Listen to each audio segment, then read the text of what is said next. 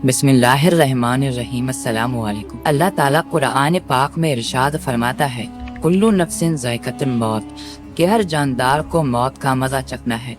यानी कायनात की हर वो मखलूक जिसके अंदर जान है, उसके लिए अल्लाह तबारक व तआला ने मौत का वक्त और जगह तय कर रखी है।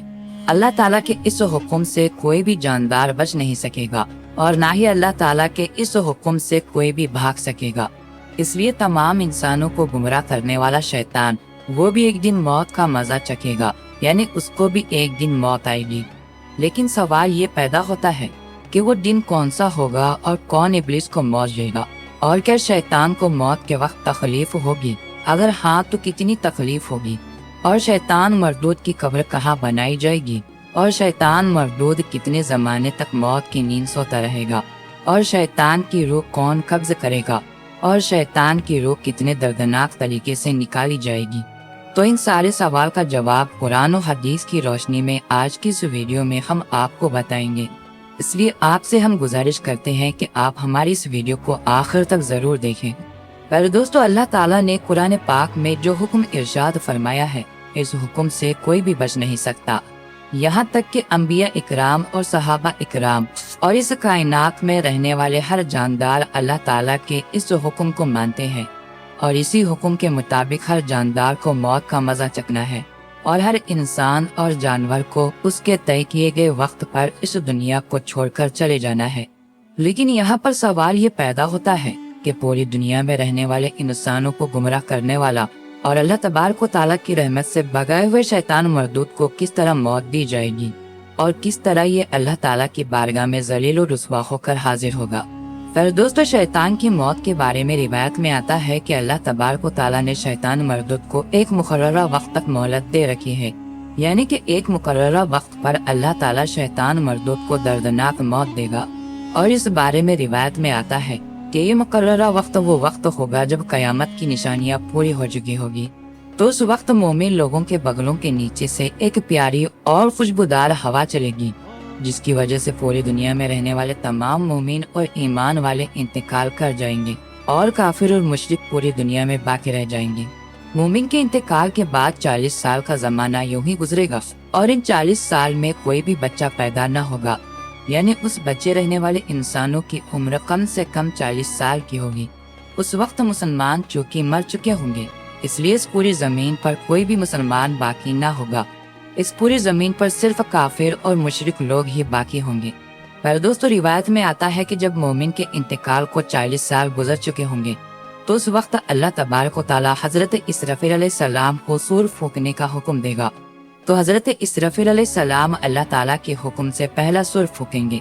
शुरू में सुर की आवाज बहुत ही कम होगी और लोग इस आवाज को कान लगाकर सुनेंगे, और फिर ये आवाज अल्लाह ताला के हुक्म से आहिस्ता आहिस्ता बढ़ती चली जाएगी, यहाँ तक कि इस खौफनाक आवाज की वजह से लोगों के कानों के पर्दे फटना शुरू हो जाएंगे और नाक से पीप बहना शुरू हो जाएगा, और लोग लगातार मरना शुरू हो जाएंगे।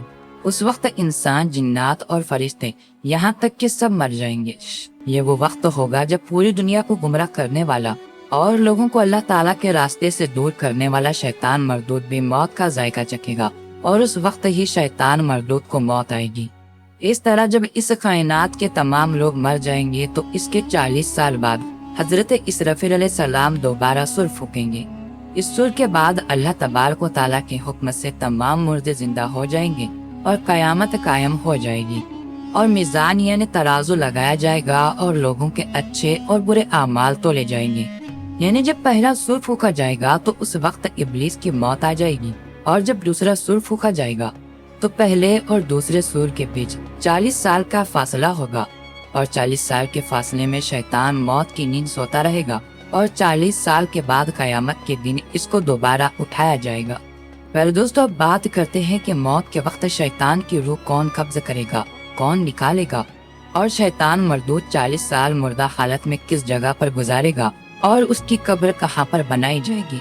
तो इसके बारे में रिवायत में आता है कि हजरत काब बिन अहबार रदियल्लाहु ताला अन्हु बयान करते हैं कि जब हजरत आदम अलैहिस्सलाम की वफात का वक्त करीब आया, तो उस वक्त हजरत आदम अलैहिस्सलाम बहुत ही गमगीन हो गए और अल्लाह ताला की बारगाह में अर्ज करने लगे, या रब्बुल आलमीन, मेरी मौत की वजह से मेरे शुरुआती दुश्मन یعنی شیطان مردود کو بہت خوشی ہوگی اور وہ میری موت کی وجہ سے بہت خوش ہوگا، کیونکہ آج میں مرنے والا ہوں، اور شیطان مردود قیامت تک زندہ رہے گا۔ چنانچہ اسی وقت ملک الموت علیہ السلام حضرت آدم علیہ السلام کی بارگاہ میں حاضر ہوئے اور حضرت آدم علیہ السلام کی بارگاہ میں عرض کرنے لگے، اے حضرت آدم علیہ السلام، آپ غمگین نہ ہو، آپ کی وفات کے بعد آپ جنت میں تشریف لے جائیں گے، جبکہ ابلیس قیامت تک دنیا کے اندر ذلیل ہوتا رہے گا، اور پھر قیامت کے 40 سال پہلے اس کو ایسی دردناک موت دی جائے گی کہ وہ پوری دنیا کے انسانوں جتنی موت کی تکلیف کو برداشت کرے گا، اور پھر آخرکار جہنم ہی اس کا ٹھکانہ ہوگا۔ حضرت کعب بن احبار رضی اللہ تعالی عنہ اور آگے بیان فرماتے ہیں کہ حضرت آدم علیہ السلام ملک الموت سے فرمانے لگے، مجھے ابلیس کی موت کا منظر بتاؤ۔ تو اس وقت ملک الموت علیہ السلام نے ابلیس کی موت کا حال بتانا شروع کیا، تو وہ اتنی دردناک موت تھی کہ حضرت آدم علیہ السلام اپنے آنسوؤں پر قابو نہ رکھ سکے اور زار و قطار رونے لگے۔ اتنا بتانے کے بعد حضرت کعب بن احبار رضی اللہ تعالی عنہ خاموش ہو گئے، تو لوگوں نے اس وقت التجا کیا کہ ہمیں بھی ابلیس کی موت کا حال بتائیں۔ تو اس وقت لوگوں کی فرمائش پر حضرت کعب بن احبار رضی اللہ تعالی عنہ نے ابلیس کی موت کا منظر کچھ اس طرح سے بتایا کہ جب شیطان کی موت کا وقت قریب آئے گا تو اللہ رب العزت ملک الموت سے ارشاد فرمائے گا کہ میرے غضب اور غصے کا لباس پہن کر ابلیس کی طرف جاؤ اور ابلیس سے تمام انسانوں اور جناتوں سے زیادہ سختی کرنا۔ چنانچہ اللہ تعالیٰ کا حکم پا کر ملک الموت علیہ السلام غصے سے بھرپور ہو کر فرشتوں کے ساتھ شیطان کی روح قبض کرنے کے لیے جائیں گے۔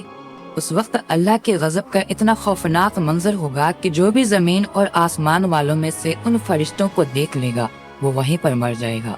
جب ملک الموت علیہ السلام اللہ تبارک و تعالیٰ کے غیظ و غضب سے بھرپور ہو کر شیطان کے پاس پہنچیں گے تو شیطان دہاڑے مار مار کر روئے گا۔ پھر شیطان کو موت کی تکلیف دی جائے گی جو کہ تمام انسانوں اور جناتوں کی موت کی تکلیف کے برابر ہوگی۔ پر دوستو، ابلیس اس وقت اس موت کی تکلیف سے گھبرا کر کبھی پورب کی طرف بھاگے گا تو کبھی پشچم کی طرف بھاگے گا، لیکن اس کو چھپنے کی کہیں جگہ نہ ملے گی۔ ہر طرف وہ اپنے سامنے ملک الموت علیہ السلام کو ہی پائے گا۔ یہ شیطان مردود اس وقت موت سے بچنے کے لیے سمندر کے اندر چھپنے کی کوشش کرے گا، لیکن سمندر بھی اس کو اپنے اندر چھپنے نہ دے گا، اور پھر یہ شیطان مردود آسمان کی طرف بھاگے گا تو وہاں پر بھی اللہ تبارک و تعالیٰ کے تعینات فرشتے شیطان مردود کو آگ کے کوڑے ماریں گے۔ پھر یہ مردود حضرت آدم علیہ السلام کی قبر کے پاس آئے گا اور حضرت آدم علیہ السلام کی قبر کے پاس کھڑا ہو کر کہے گا کہ اے آدم علیہ السلام، کہ تمہاری وجہ سے میں مردود اور لعنت بنا، کاش کہ تم پیدا ہی نہ ہوئے ہوتے۔ اس کے بعد یہ شیطان مردود ملک الموت علیہ السلام سے کہے گا کہ کتنی سختی اور تکلیف کے ساتھ میری روح قبض کرو گے۔ تو اس وقت حضرت ملک الموت علیہ السلام ارشاد فرمائیں گے کہ جتنے لوگ جہنم میں ہیں ان سب کی موت سے کئی زیادہ تکلیف کے ساتھ تمہاری روح قبض کی جائے گی۔ حضرت ملک الموت علیہ السلام کی یہ بات سن کر شیطان مردود تڑپنے لگے گا اور چیختا چلاتا ادھر ادھر بھاگنا شروع کر دے گا، اور بھاگتا ہوا اسی جگہ پہنچ جائے گا جہاں پر اس نے جنت سے نکلنے کے بعد پہلا قدم رکھا تھا۔ اس وقت وہ جگہ اللہ تعالیٰ کے حکم سے آگ کے انگارے کی طرح لال ہو چکی ہوگی اور زمین چنگاریاں کی طرح ہوگی۔